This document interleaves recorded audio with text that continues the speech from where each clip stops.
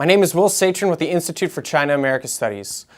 Welcome to a new edition of the American Voices Initiative focused on cross-strait relations with Taiwan. I'm joined today by Dr. Robert Sutter, who will be discussing these issues with us. Thanks for joining us, Robert. Dr. Sutter, you are joining us today at a time that is extremely turbulent in the U.S.-China relationship.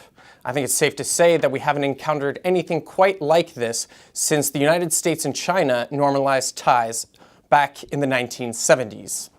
What is your prognosis of the current state of U.S.-China relations, and how do you see things developing in the coming months and years?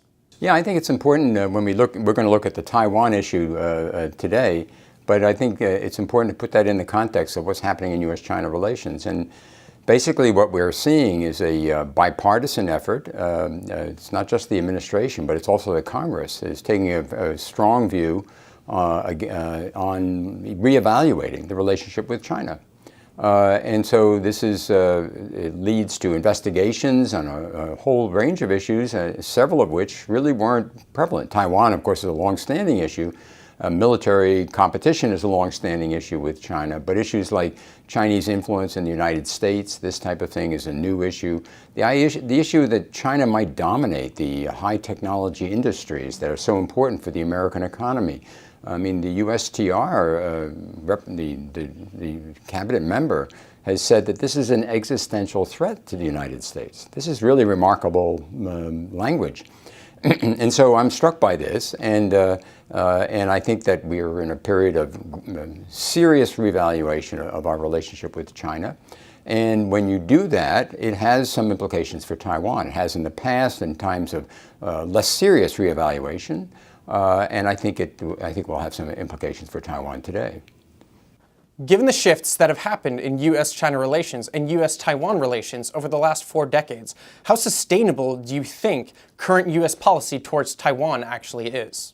My view of this is that if you look back at the record of U.S. relations with China and dealing with Taiwan, the so-called one China policy, you see it's very flexible at various times. We're coming off a period of the Obama government and the latter part of the Bush government where it wasn't flexible. It was quite strict, strictly implemented. But that isn't always the case, hasn't always been the case. And many times we had extraordinary developments take place.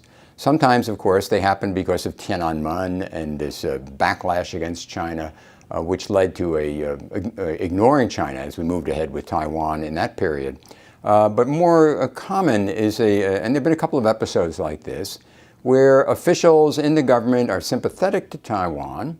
They have reevaluated their relationship with China in a way that they feel allows them to do more with Taiwan than had previously been done under a more strict interpretation of the one China policy, and they proceeded to do that.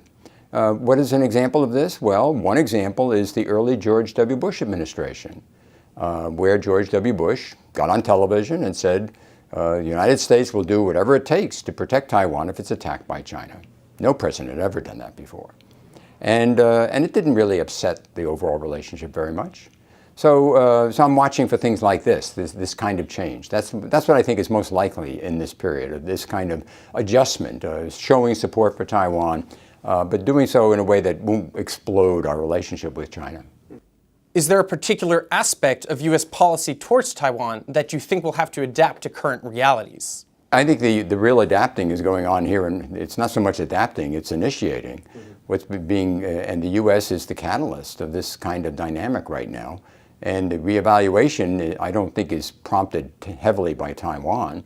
The reevaluation of China policy is prompted by a whole range of other things, which are leading to a big change in American China policy. And that's the U.S. initiating it. It's not adapting or reacting. It's creating the circumstances that are new and influence the situation. Do you foresee any major policy statements from the Trump administration in the next 2 years? That would be the last 2 years of his current term. I think we could have a Taiwan policy review. I think maybe we've already had one that's secret, and that may be more likely. You have a secret one. I think the changes that I anticipate taking place are generally things that would avoid public demonstrations of this type of thing, just do the changes. And not have a big announcement, a big policy proposal. And part of the reason of this is that you have so many issues with China. Do you really want to exacerbate your tensions over Taiwan unnecessarily? I don't think you do. And then the other part of this that's very important is the Taiwan government. They don't want to be a source of tension with Beijing any more than they already are. And so you have to be sensitive to their cost-benefit analysis. And if the U.S. making a big policy statement is going to cause Beijing to really put a lot more pressure on them than they already have, this is going to be very damaging to them. And so that's, I think, a break on this kind of thing. You may have it. You can't. Well, we have a president who's very unpredictable. He's avowedly unpredictable. So all of our predictions about what's going to happen in the Trump government have to be premised on that. He says, "I am avowedly unpredictable," so he is. And so I have to be a little cautious about saying a statement like there won't be a statement. I suspect that if there is one, it'll be sort of routine, and it will look routine. Generally, policy review. We reviewed the situation, modest changes as a result. We did a policy review of Taiwan. I think the last public one was over a decade ago. It was, let's see, it was 2 decades ago. My goodness. And so it's a long time ago. So we haven't really had one, and maybe we need one.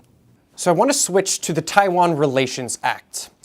Do you think it is possible in the coming months and years that we could see a visit by U.S. Secretary of Defense or U.S. Secretary of State to the informal embassy in Taipei? And what impact do you think that would have on U.S.-China relations? I'm not sure. Mr. Trump goes back and forth on this issue himself. And my sense is that given his situation, you really need a strong imperative to do something like that. That's a big affront to China, and I think that what are you going to get from that? Is that really going to help Taiwan be more secure? I think the Taiwan government would very much not welcome this kind of hollow pledge. The idea you come there and then what is that? What's the substance from it? So I think my sense is that given the Taiwan government's sensitivities, that the U.S. government, if it's paying attention to the Taiwan government, I think it does, the executive branch at least, I think that they won't do something like that. So last month, the Department of Defense denied a request by the State Department to deploy United States Marines to the informal embassy in Taipei to bolster its security. Now, given that it was a precondition back in the 1970s to normalize ties with China, that the United States removed all troops from Taiwan, do you think that there is a possibility, given the current climate, that we could see a return of any amount of U.S. troops, whether it be Marines or regular Army, to the islands? Now, my understanding of this is that the Marines are used all over the world to guard our embassies. Yes. And so this would be normal diplomatic practice to a place that we recognize. But obviously we don't officially recognize Taiwan, and so that complicates the situation. And we haven't done it for a long time, since the beginning of our unofficial relationship with Taiwan. And so why do it now? Is Taiwan in danger? Are these diplomats in danger? I don't think that would warrant this kind of thing. So it's a symbolic thing that might have some benefit in showing support for Taiwan. But my sense is, my hope is, and my sense, is that the people in the Trump government who are serious about helping Taiwan and wanting to be more supportive of Taiwan and seeing U.S. interest in doing this kind of thing, being more supportive of Taiwan, they will look for things to do that are not so much symbolic as something like this, but something that's more substantive to help Taiwan in a variety of different ways. So Beijing recently denied a port visit by an American warship to Hong Kong. Completely separately, the United States Congress has encouraged the executive branch to consider reintroducing port visits by American warships to Taiwan. Do you think it is likely that we could see a return to U.S. port visits? And if so, what kind of impact do you think this will have on the strategic relationship, both with Taiwan and with China? This is a very good question because this has been discussed in the past, and some of the officials that have discussed this, individuals that have discussed this are now in the U.S. government. And so they basically think that this would be in line, this would be okay within the U.S. One China policy, that we could have this kind of a port call. There are an awful lot of secret understandings and unpublicized understandings we have with China as a result of normalization dealing with Taiwan. And so those of us on the outside don't know what these all are. So, but is there a restriction against port call? I guess not, based on this experienced official. And so the upshot is that, yes, this is an option that's out there that could easily be done. It's from the U.S. side if you are willing to take the blowback from China, which some officials from China said this would mean war. So that's a pretty serious blowback. One needs to look at this carefully, and Taiwan needs to be on board with this type of thing. So it's not like Taiwan has been out there clamoring for this sort of thing, as far as I can see. But would they appreciate it? Would this show support? Just in looking at those threatening Chinese flights around Taiwan and things like that, maybe this is the kind of gesture that would counter that, to show how serious this could be, that the U.S. obviously can quietly deepen its military relations with Taiwan, and I assume that is going on right now. But this would show that the U.S. is willing to take some risk in dealing with China on this issue, for deepening defense cooperation. So I think it's, for Beijing, this will be a serious test of their concern regarding Taiwan. Last week, the U.S. government announced $330 million worth of arms sales to Taiwan. This follows a 2017 deal for $1.42 billion. In the next round, let's say in 2019 or 2020, do you think we could feasibly see a bigger arms package, something including cutting-edge technology, let's say the F-35 or submarines, something of that nature? My point, I think part of this is the U.S. government is trying to regularize defense assistance to Taiwan, defense interaction with Taiwan, sales of arms, rather than wait for a big bundle of things that could be delayed for political reasons. It's more regularized. So you're going to see, I assume we'll see more smaller packages. This is a small package. It's not a big one. And this is the equipment that should be transferred now or soon. I think that's what it's all about. And so my sense is we'll continue to do that in small packages. Things like the F-35 is talked about, but I think I don't see that on the horizon right now. Maybe it's something will change. The U.S. willingness to facilitate certain technologies to Taiwan on submarines and things like that could happen. But I don't see a big high-ticket item at this point. Maybe Taiwan still wants F-16s. I think we might be able to do that, but I'm not sure. You'd have to look at the capacity of the United States. Can they provide these things anymore? So my sense is that it's much more supporting a variety of programs in Taiwan that will evolve over time. The F-35 may be conceivable much later, but I don't see it as a big transfer now. And keep in mind that Taiwan just doesn't have a lot of money. And so how much are they prepared to pay? And so U.S. defense strategists, who are, I think, seriously concerned about the situation with Taiwan, argue for, to put it crudely, a sort of porcupine strategy for Taiwan. Put your money into these kinds of things that will allow you to withstand the attacks of Beijing if they decide to attack, so that the U.S. would have time to intervene. So that kind of weapon system, that kind of defense posture is what I think the U.S. experts are talking about, U.S. government experts are talking about. And so I would assume that that's the kind of thing the U.S. would encourage Taiwan to buy. It's not these high-ticket, very expensive things. But Taiwan seems committed to developing submarines, which are expensive. And the F-35, they talk about it once in a while. And so that's very expensive, too. And that would take money away from other programs that are seen as needed. So in recent years, the Chinese Air Force, that is the PLAAF, the People's Liberation Army Air Force, has significantly increased its military exercises around Taiwan, targeting Taiwan, potentially targeting allied assets in the region. This seems to directly correspond with increased capabilities that the PLAAF has developed. How do you see Taiwan and the United States adapting to this new reality, adapting to the fact that the PLAAF can conduct these operations if it should choose to? I'm sure they're adapting to this. The United States government, under the Trump government, seems to be very concerned with Chinese efforts to change the status quo. And they're calling out China for its various practices that change the status quo with Taiwan. That's diplomatically as well as militarily and economically. Well, this changes the status quo. What the Chinese are doing is changing the status quo.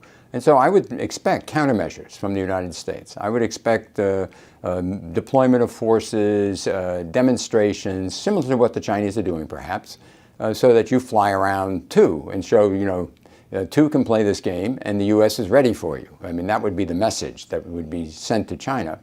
And so I don't think we want to get into that necessarily, but I think that if the Chinese keep doing this and Taiwan is alarmed by it, they will be looking for some support from the United States for this sort of thing, and I think that's the kind of thing the U.S. could do. What would it lead to? Well, it could lead to the kind of a tit for tat we seem to be seeing in the South China Sea, where the Chinese frontally challenged an American freedom of navigation operation in the disputed regions of the South China Sea. And now reports are that the U.S. will have a display of force in this region that will be more difficult for them to dissuade. And so I'm not exactly sure how this would be best done. From the American interest point of view and from Taiwan's interest point of view. How much does Taiwan want the U.S. to counter this kind of approach? In what ways does Taiwan want the U.S. to counter this type of approach? How can we best support them in this situation? And what works for Taiwan and works for the United States? Where's the overlap in what works for both countries, both governments? I think we have to look into this carefully, and I'm sure we are. We, meaning the U.S., not we, but the U.S. government is looking into this. And I think that this is, but we don't have a sense yet. We do have a sense that they're very firm in opposing changes of the status quo. And that's something that this government has been much more emphatic about than the previous government. And so, and they're public about it. And so this will not go unchallenged as far as I can see. Do you think that Madam Tsai will accept the 1992 consensus, a precondition that China has set for reestablishing formal communications ties with Taipei? Or, alternatively, do you think that China policy within Taiwan is trending in the opposite direction, towards a more pro-independence stance? I'm not up to date, I think, on the latest trends of public opinion in Taiwan. It does change. It moves from one direction to another. Tsai's popularity overall is declining. It's not that high. It's in the 30s. This issue of independence, I don't think is. There are some, I think, would advocate this, but as Taiwan comes under Beijing's pressure internationally, will they compromise on the 92 consensus? And this, knowing this president as I know her pretty well, I don't think so. She's very steely, and she's a very, and for good reason. She's thought these things through, and so she's sort of the opposite of Donald Trump. She's very predictable in that sense. On these issues, at least, she's very predictable. And so the upshot is, I don't think this is going to happen, and I don't think the pressure for those that want independence in Taiwan is really going to become a serious political challenge in any way. There may be some that will argue this, but not others. They'll look for other ways. The government of Taiwan will look for other ways to increase their international stature and to fend off Beijing's demands on the 1992 consensus. Obviously, international isolation is a serious matter. But here's a good example of where friends of Taiwan in the U.S. government are working hard to offset that. When the U.S. recalled these 3 ambassadors from Central American countries that have recently normalized with Taiwan. And so this raises the prospect of these countries losing whatever economic benefits they get from the United States, as well as other benefits they get from the United States, if they get close to Beijing. And this sends a message to others as well, it seems to me. Do you really want to get close to Beijing, or because the Trump administration might punish you? And it wouldn't take much, it seems to me. You look at El Salvador. El Salvador is a small country, hardworking people, poor, but their economy is so intertwined with the United States. And so the currency of El Salvador is the US dollar. They don't have their own currency. So, I mean, I think the U.S. influence in here can be quite profound. And so this is a sign to those that might deviate and move to Beijing that the United States is going to work with Taiwan to make sure that doesn't happen. So given what you just described, Tsai's predictability, her steely resolve, how do you think elements within the DPP, particularly younger elements, see this issue? Where do you think that they stand? It's a very good question, and I think we don't know enough about that. I think we need the survey data shows that the independence option doesn't enjoy a lot of support.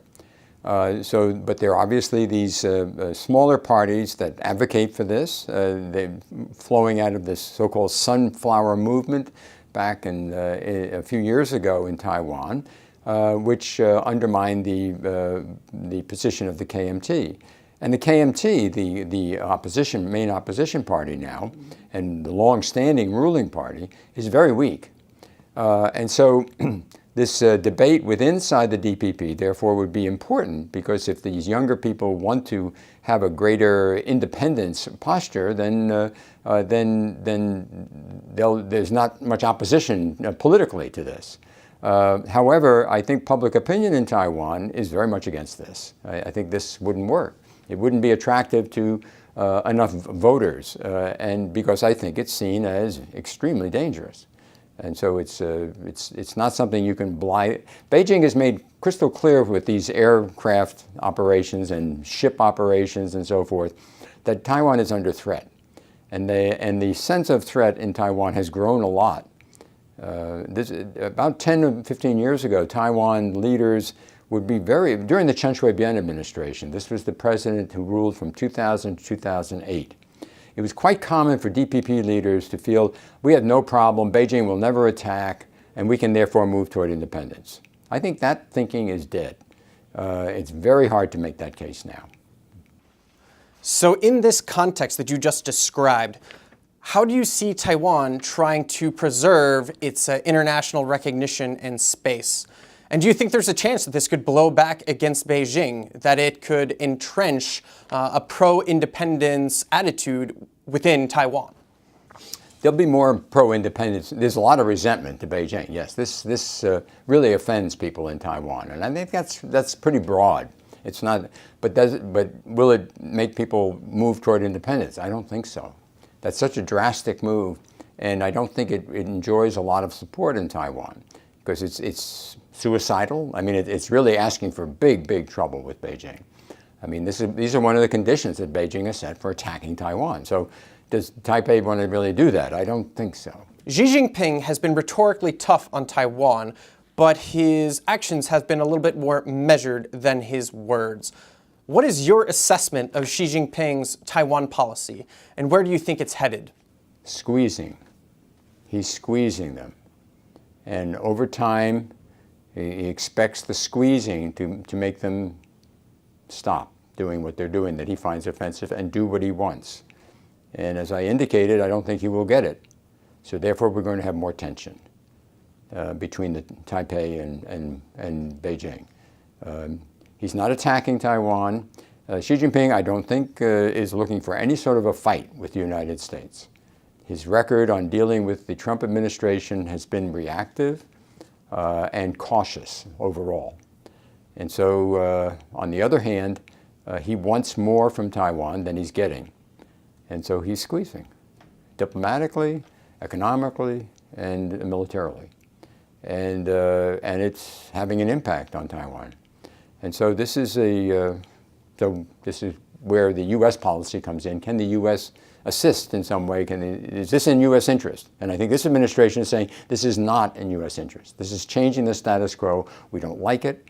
And this administration is quite prepared to do all sorts of things with China on other issues my sense is they'll do something on this issue as well.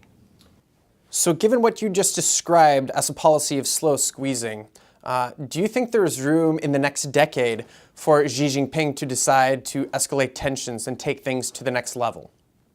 Oh, there's always that opportunity. Yes, he can always escalate, and there's plenty of reasons to do it.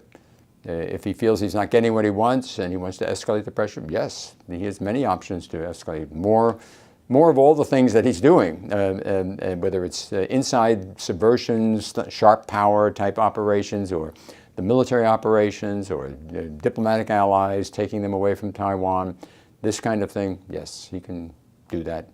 He's very powerful. He can do that whenever he wants.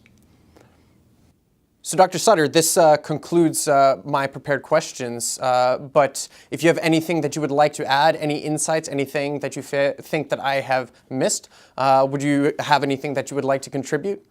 What I think is going to happen is just that I think we're going to have incremental, important, but substantive improvements in the relationship with Taiwan. I think the people that are in charge of Taiwan policy are inclined to move in that direction, and I think it won't lead to an explosion in U.S.-China relations. Well, Professor Sutter, that concludes the questions that I had prepared. Thank you so much for taking the time out of your schedule to join us, and we greatly appreciate you participating in this installment of the American Voices Initiative. Thanks very much. It was a great opportunity for me. I appreciate it.